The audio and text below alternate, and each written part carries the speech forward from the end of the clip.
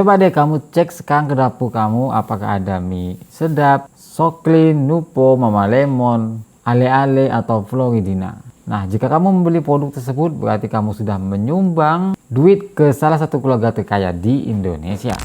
Dan yang bikin kaget itu adalah hampir semua orang tidak tahu siapa nama keluarga salah satu orang terkaya di Indonesia ini. Tapi produknya ada di mana-mana. Hari ini kita bahas Wings Group yang dulunya menjual sabun dengan cara berkeliling kampung menggunakan sepeda. Dan kini produknya ada di mana-mana. Dan sekarang sudah menjadi kerajaan bisnis yang produknya sudah masuk ke 90 negara. Mari kita bahas Wings Group.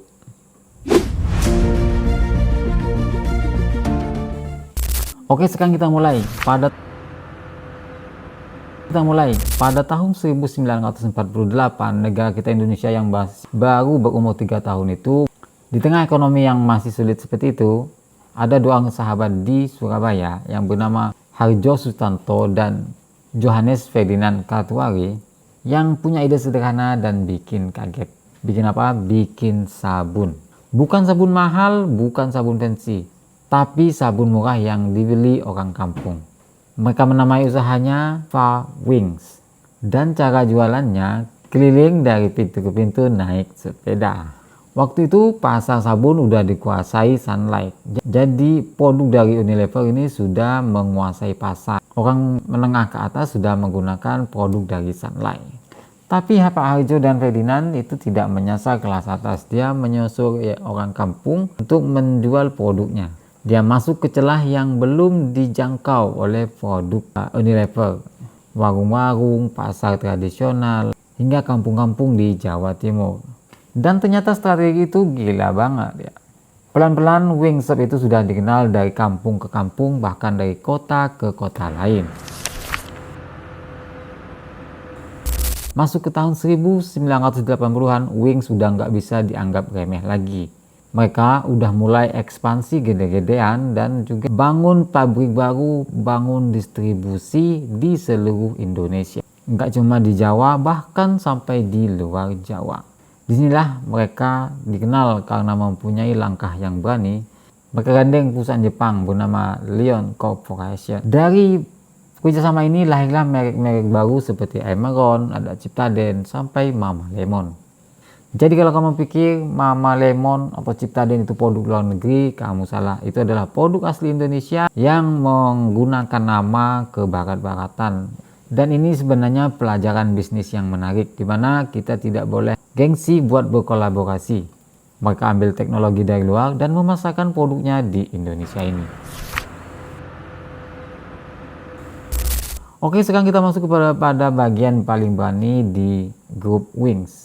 Di satu titik mereka berani untuk masuk ke dalam industri makanan, dan target pertamanya bukan main-main. Mereka mau nantangin Indomie, dimana kita kenal Indomie itu kan sudah merajai Indonesia, tapi masih mereka berani menantang Indomie dengan produknya yang kita kenal dengan nama mie sedap.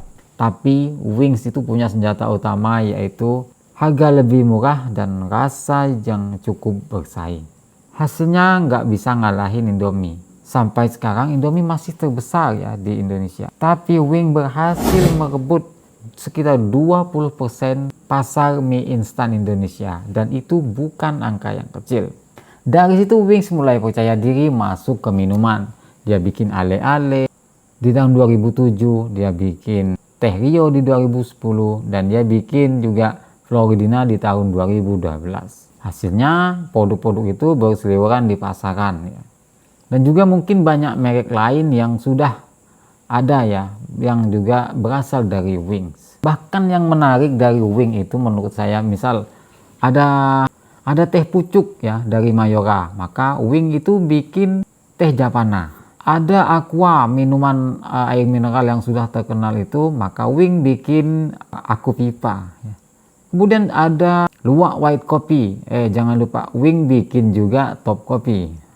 Ada kecap Bango yang terkenal, Wings bikin juga namanya kecap sedap. Pokoknya setiap ada produk yang bagus dan populer, maka Wings akan mengikut di belakangnya dengan harga tentu yang lebih murah. Jadi di sini Wing itu tidak mencari nomor satu ya, selalu mengekor di nomor 2, tapi dia dengan distribusi yang besar.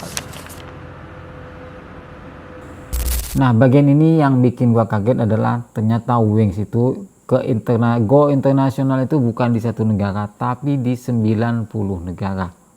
Cukup banyak bukan? 90 ya.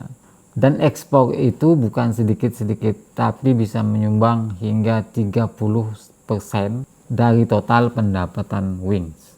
Produk mereka itu dari Nigeria sampai ke Filipina, bahkan di Timur Tengah juga ada ya.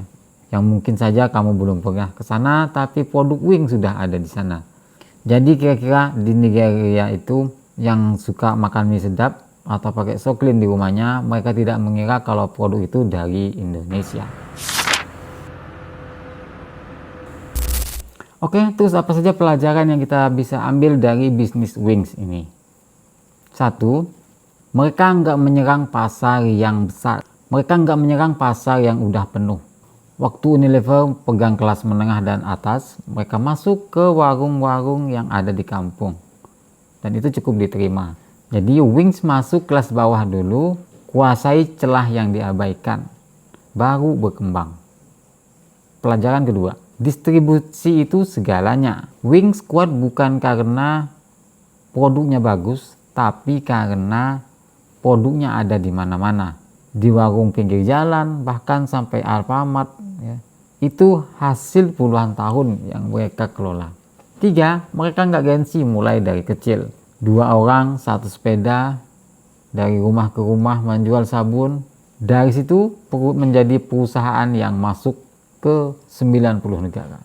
Oh ya, satu lagi, bahwa perusahaan Wings ini belum masuk di bursa saham ya. Sampai sekarang mereka belum IPO. Perusahaan sebesar ini masih keluarga yang penuh kendali. Dan pemiliknya Harjo Sutanto yang dikenal sebagai konglomerat paling tertutup di Indonesia. Jarang banget muncul di media. Tapi produknya hampir di setiap rumah orang Indonesia itu ada. Segitu dulu pelajaran bisnis kita kali ini soal Wings Group. Kalau kamu penasaran dengan apa yang ingin kita bahas selanjutnya, kalau kamu penasaran gue mau bahas kerjaan bisnis selanjutnya, silakan tulis di komen kita mau bahas apa. Siapa tahu teman-teman suka bahasan selanjutnya, kita bisa bedah Mayora, kita bahas jarum dan raksasa bisnis di Indonesia lainnya. Sampai jumpa di video berikutnya, dan jangan lupa di like video ini dan di komen.